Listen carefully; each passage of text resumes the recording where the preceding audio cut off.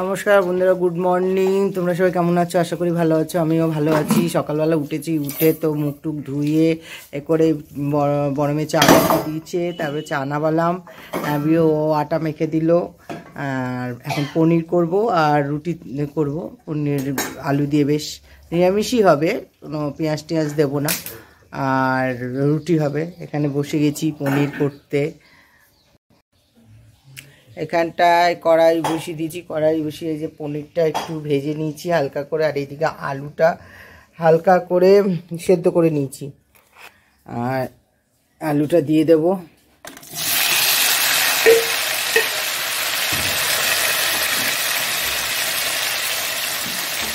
একটু নুন দিয়ে আলুটা সেদ্ধ বসিয়েছি। আলুটা সে ভাজা করি হালকা।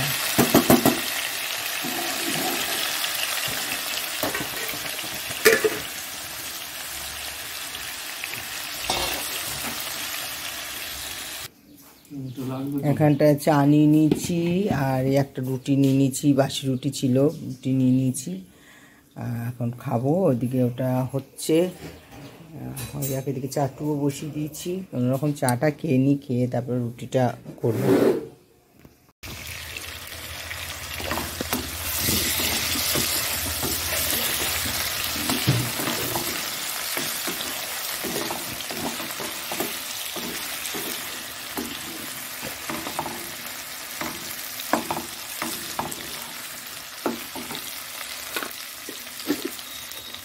টমেটোটা কেটে রেখেছি, দিয়ে দিলাম।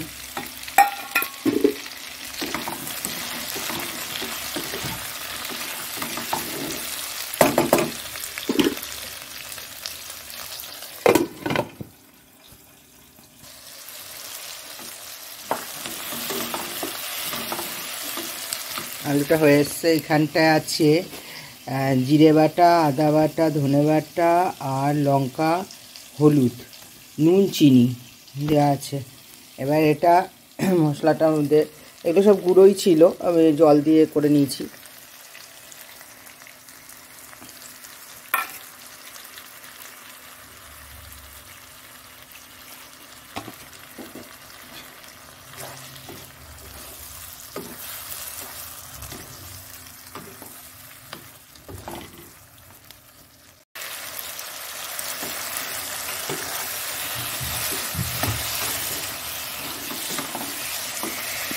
এবার এই ভাজা পনিরটা দিয়ে দিচ্ছি।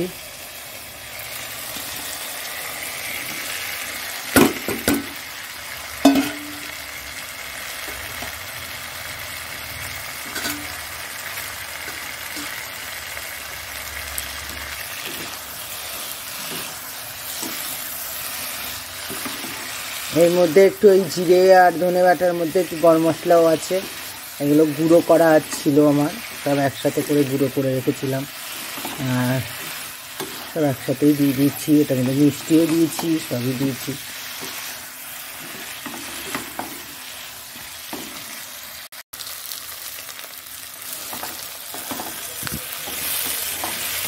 জল দিয়ে দিচ্ছি একটু।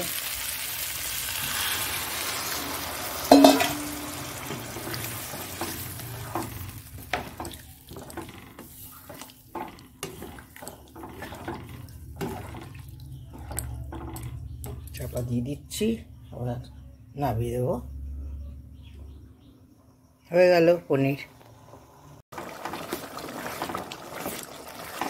দেখো হয়ে গেছে। এবার একটু ঘি দিয়ে দেবো, দিয়ে নামিয়ে দেবো।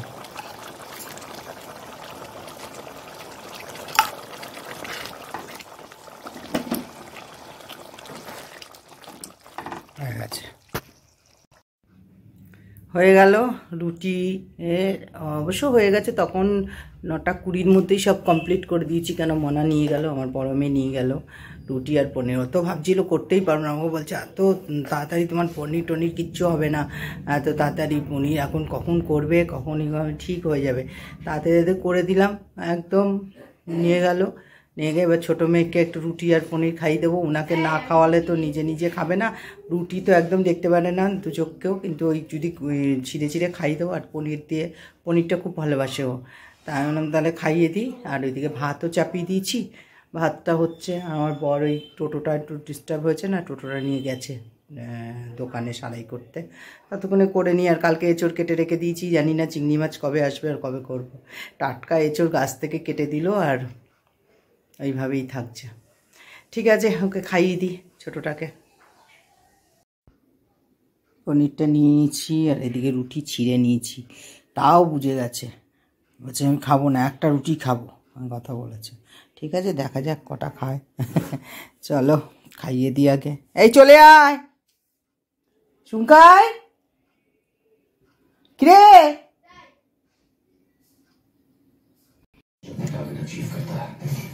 খাওয়া দাওয়া হয়ে গেল, রান্নাবান্না কমপ্লিট করে তারপরে স্নান টান করে এলাম। এসে তারপরে ছোটো মেয়েকে তো খাইয়ে দিতে হলো, না খাইয়ে দিলে তো খাবেই না, ও আরেক মেয়ে আমার।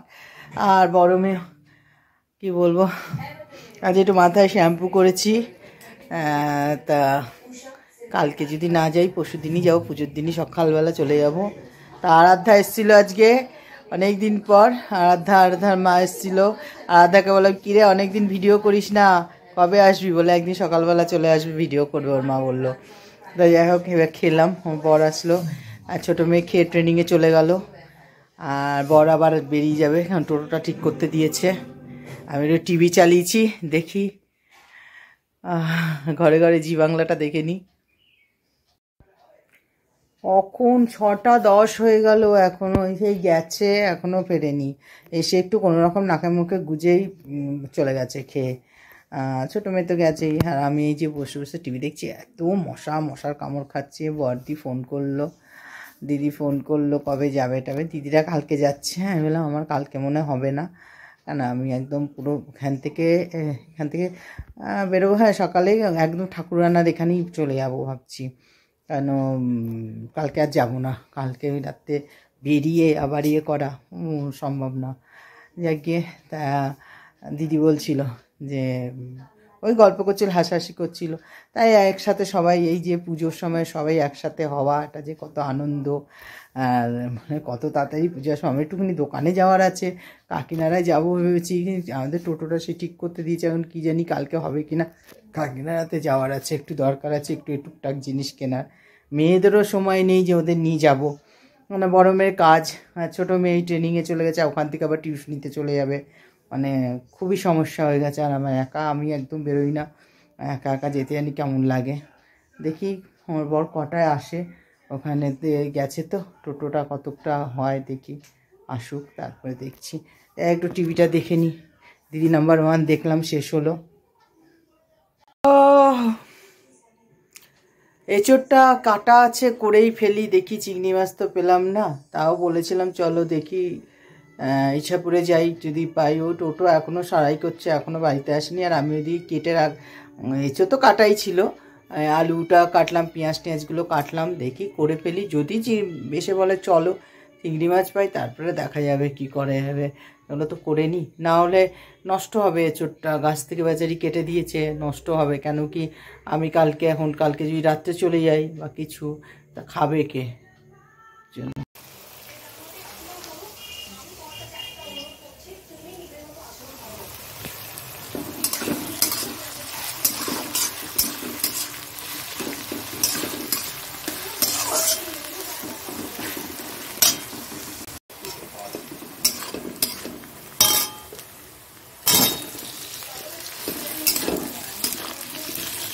এই মনে ওই ফ্রিজেতে মশলাটা দে তো।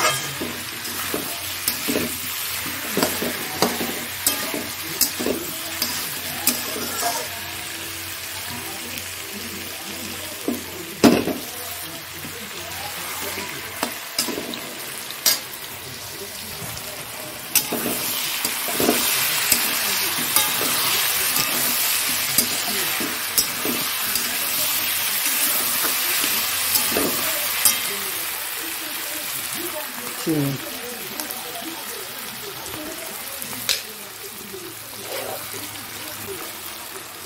জিরের গুঁড়ো আর ধনের গুঁড়ো, গরম মশলা আছে।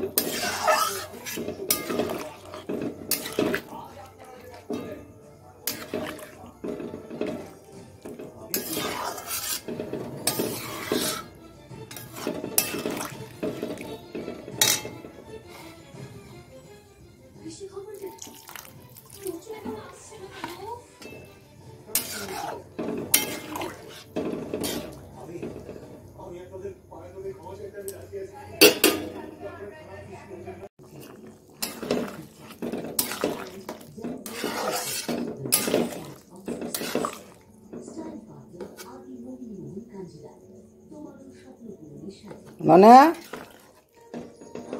এমন আছিস?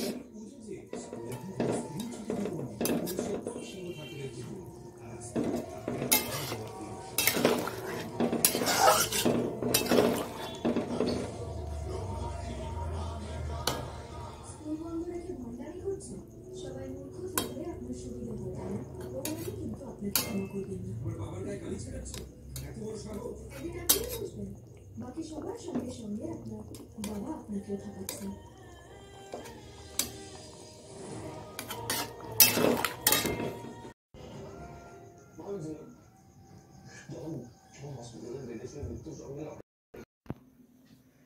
রান্নাবান্না করে এঁচোড়ের তরকারিটা তো করলাম, চিংড়ি মাছ করে তো বসে রইলাম। চিংড়ি মাছ তো পেলাম না, লাস্টে এমনিই করলাম। তারপরে বড় মেয়ে খেয়ে চলে এলো ওই ঘরে চলে গেছে। ছোটো মেয়ে আসবে, ছোটো মেয়েকে নিয়ে ঝামেলা, ও তো এসব খেতেও চায় না।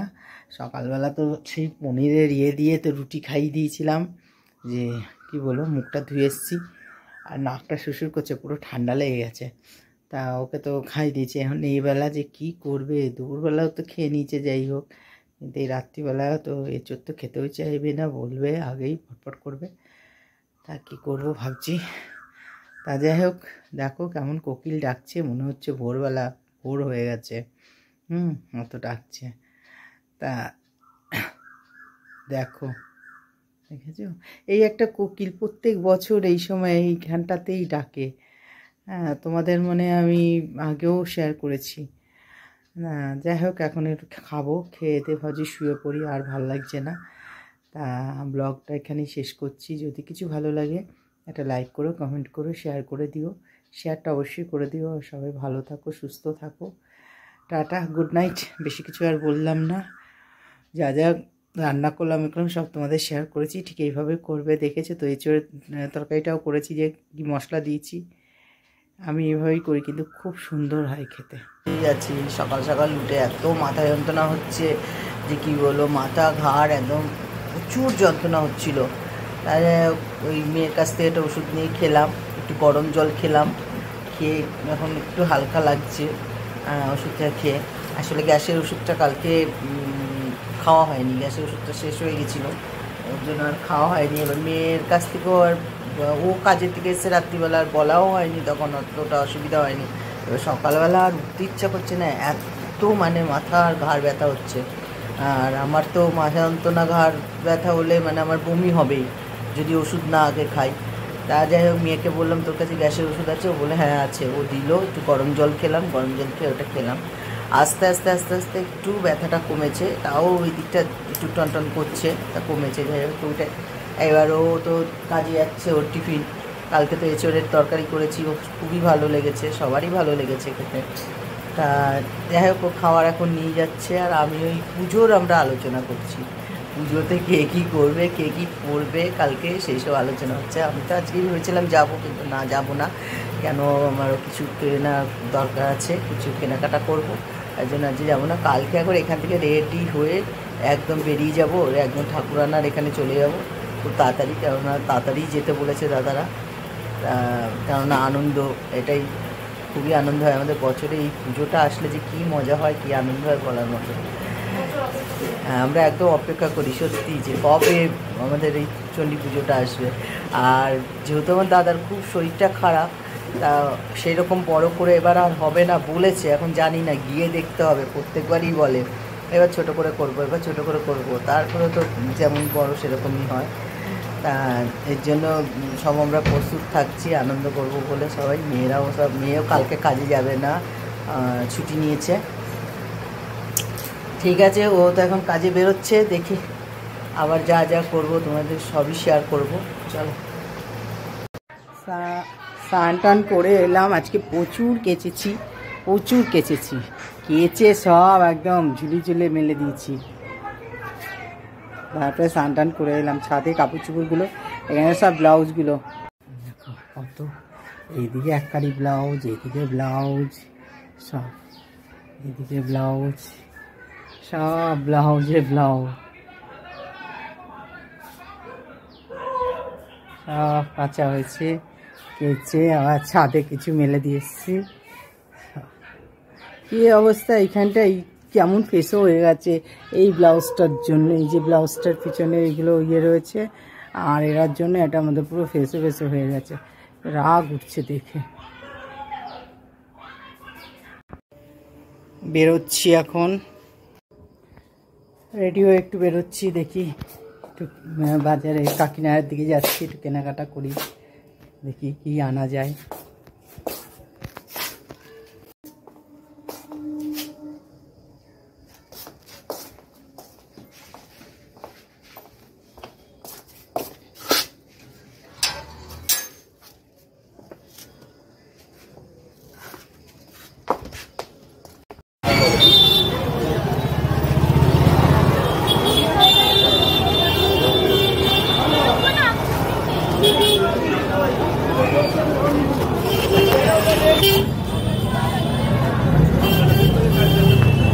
কেনাকাটা হয়ে গেল, এবার বাড়ির দিকে যাচ্ছি। যা ভিড় বাবা, প্রচুর ভিড়ের থেকে বেরোলাম।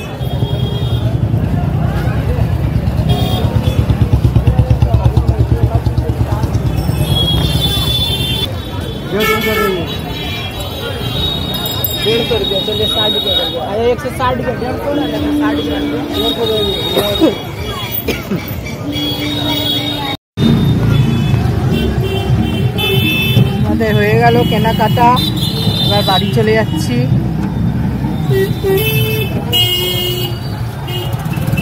প্রচুর ভিড়, ওখান থেকে তো আমাদের এ করতে দিল না, আমাদের এইখানটাতেই টোটোটা দাঁড় করানো হয়েছিল। সব হোলির বাজার। চলো বাড়ি গিয়ে দেখাবো কি কিনলাম। চলে এলাম বাড়িতে, সব কিনে কাটে নিয়ে চলে এলাম। দেখো কি এনেছি, এই যে দুটো ব্লাউজ এনেছি, আর এখানটা তোমার এই যে শাঁকা পলা বললাম,